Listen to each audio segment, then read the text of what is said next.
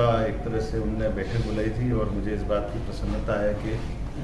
हमारे अपने मध्य प्रदेश के आगामी दृष्टि से विकास के नए नए कीर्तिमान बनाने के लिए क्या क्या योजना हो सकती है, किस प्रकार से काम करना चाहिए, प्रत्येक योजनाओं के बारे में जिसके माध्यम से मध्य प्रदेश अपना देश के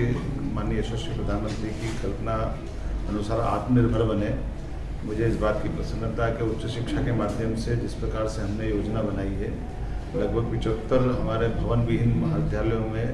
आज की स्थिति में 50 से ज़्यादा महाविद्यालयों के भवन निर्माण का हमने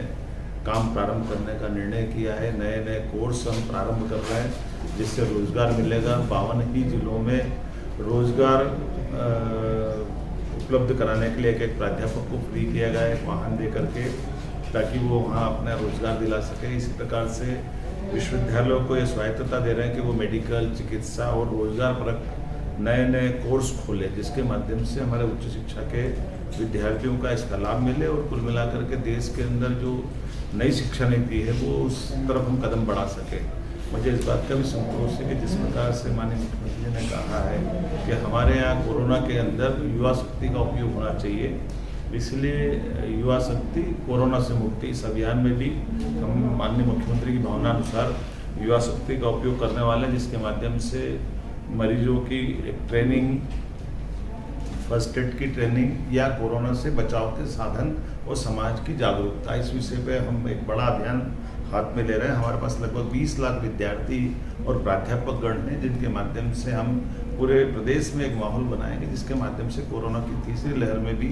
प्रभावी रूप से युवा शक्ति एक अपनी भूमिका अदा करेगी। मैं उम्मीद करता हूं कि जिस प्रकार से हमने पैरामेडिकल, नर्सिंग, तमाम प्रकार के मेडिकल और प्राइवेट इंडस्ट्री के माध्यम से जो काम किया, जिसका लाभ प्रदेश ने उठाया है, आने वाले समय में इन सेक्टरों को और प्रोत्साहित करेंगे, जिसके माध्यम से इन सब से निपट सकेंगे। धन्यवाद। आज मध्य प्रदेश के माननीय मुख्यमंत्री जी के नेतृत्व में मध्य प्रदेश के कार्य योजना को लेकर के, सरकार की योजनाओं को लेकर के मंथन चल रहा है। इसमें स्कूल शिक्षा विभाग सीएम राइस योजना है, उस पर व्यापक चर्चा हुई है। आगामी वर्ष में हम उस योजना के माध्यम से अच्छे सर्व सुविधा युक्त स्कूल प्रारंभ करने जा रहे हैं। प्रथम वर्ष में हम 350 स्कूलों का चयन कर रहे हैं, जिसमें ट्राइबल और सामान्य वर्ग के और सभी क्षेत्र के विद्यालय सम्मिलित होने वाले हैं। उस योजना में हमने जिला स्तर पर, विकासखंड स्तर पर इस प्रकार का विभाजन किया है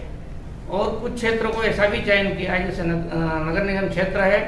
या फिर ट्राइबल एरिया है जहाँ पर कोई स्कूल नहीं है,